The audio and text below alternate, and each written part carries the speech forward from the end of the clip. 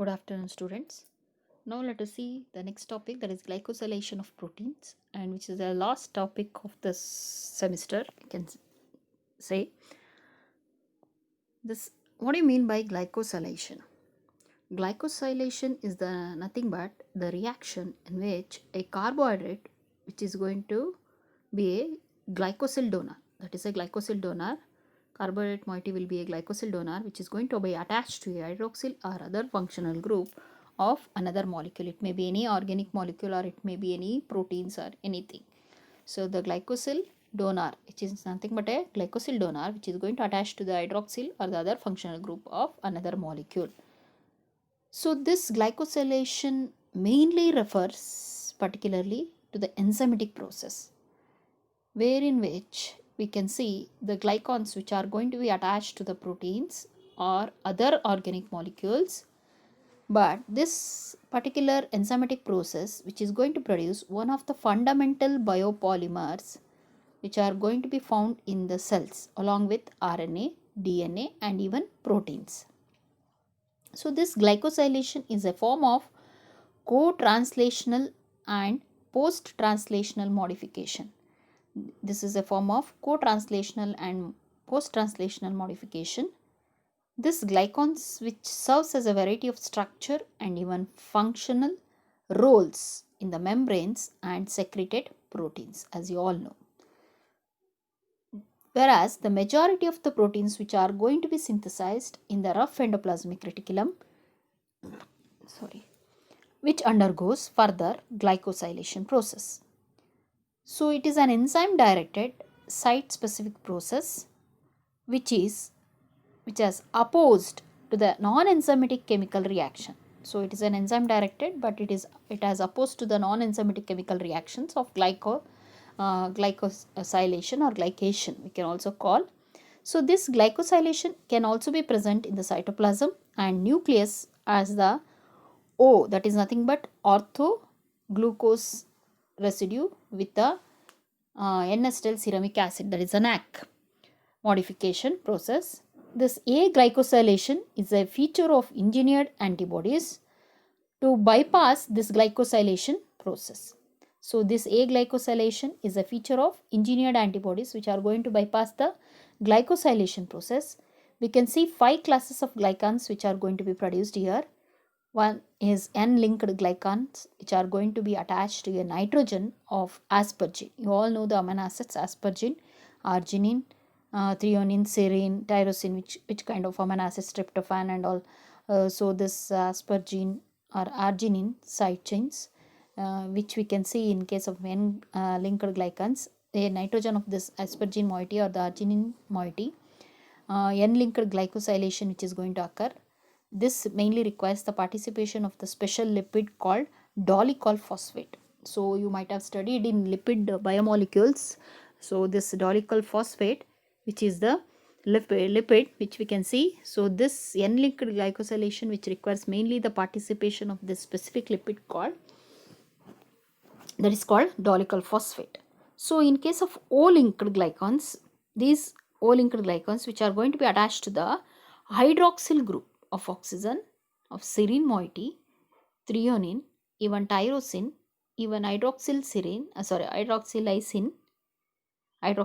also, or even hydroxyproline side chains, or to the oxygen on case of the lipids such as ceramide moiety, C20 amino alcohol. This is a ceramide moiety, you can make out, that is C18 moiety, that is a ceramide unit which is going to be present. So where we can see this O-linked glycans which are going to be attached with respect to these hydroxyl group of this amino acids to the side chains of these amino acids to the lipids. And we can see the phosphoglycans which are mainly linked through the phosphate of the phosphoserine. Phosphoserine means serine amino acid which will be linked with the phosphate group, phosphoserine.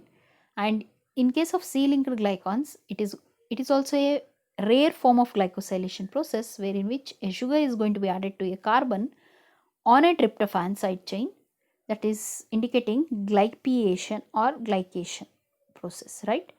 So it is nothing but the addition of GPI anchor which is going to link the protein to the lipids through glycan linkages, right? It is going to link proteins to the lipids through glycan linkages. You can see in case of this C-linked glycans.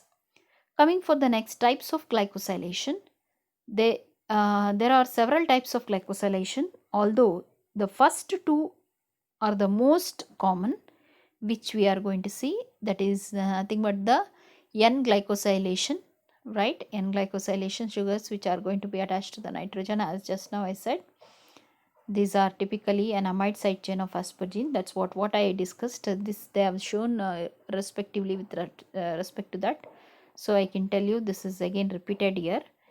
So what is going to happen in glycolipid, C terminus of the polypeptide chain, which is serving as a membrane anchor, that is GPI, right? Glycolipid, and glycation process, which is also known as non-enzymatic glycosylation sugars, which are covalently attached here or covalently bonded to a protein or lipid molecule without the controlling action of an enzyme, but through a that is called as Maillard reaction, right? This reaction is also called as Maillard reaction, which we can say. Coming for the monosaccharides which are commonly found in the eukaryotic glycoproteins, which includes, you can see that these are the principal sugars which we can see, which we can found in case of the human glycoproteins. So we can see here sugar beta D glucose type is exoses. This is the of course exose moiety. Galactose also exoses, mannose also exoses, fructose also deoxyexoses. That is double bond O will be present. That is a keto sugar, and N-acetyl galactosamine, right? This is amino exoses. Amino sugar will be present. That is amino group NH2, C double bond O NH2 will be present. Whereas N-acetyl glucosamine, here also amine, it is also amino exoses. These galactose and glucose are the epimers, and we can see here another one, N-acetyl neurominic acid, that is amino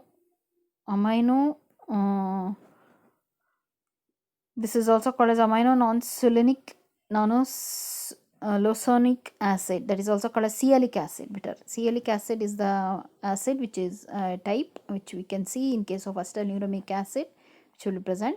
Xylose, and this is pentose, which we have seen oftenly in case of HMP pathway, right? So one example of these glycoproteins which can be seen in the body of the mucins, that is in the human body as a mucin, which are secreted in the mucus of the respiratory and digestive tract. This is called as mucin, which is a glycoprotein. The sugars, when attached to this mucin moiety, give them considerable water holding capacity. So it gives the considerable water holding capacity when it is going and attaching to that particular sugars, and also makes them resistant to the proteolysis by digestive enzymes. So it also makes resistant to proteolysis process by the digestive enzymes. So these glycoproteins are important for the white blood cell recognition especially. Examples of glycoproteins in the human system which includes molecules such as antibodies, that is those are called as immunoglobulins, which interact directly with the antigens, and molecules of the major histocompatibility complex, that is MHC molecule, which are going to be expressed on the surface of the cells, and it is going to interact with the T cells as a part of the adaptive immune response, right? So these MHC molecule which are going to be expressed on the surface of the cells and interact with the T cells, which are going to be a part of the adaptive immune response. You have already been studied in case of your in case of your immunology, you are going to study what is this T cells, what are this MHC, major histocompatibility complex and all. And this CLE Lewis X, which is considered as antigen on the surface of the leukocytes, which we can make out, and then it is going to be showing its particular immune response with respect to that those glycoproteins, right? So these immunoglobulins which are going to act as antibodies and interact directly with these antigens, right? So these glycoproteins, you have understood, these are very important for the, especially for the white blood cell recognition, right? Understanding. So you can take the example of this and explain this immunoglobulins, right? So this completes your glycosylation of proteins or glycation of proteins. The types and the concept you might have understood. This is not much in detail in your metabolism, carbohydrate metabolism. If you have any doubts, please talk to me. You can call me, message me anytime. Please go through all the topics. Soon you will be having your preparatory exams. So be prepared for that. Thank you. This completes your whole syllabus of MSc second semester metabolism from my side. Thank you.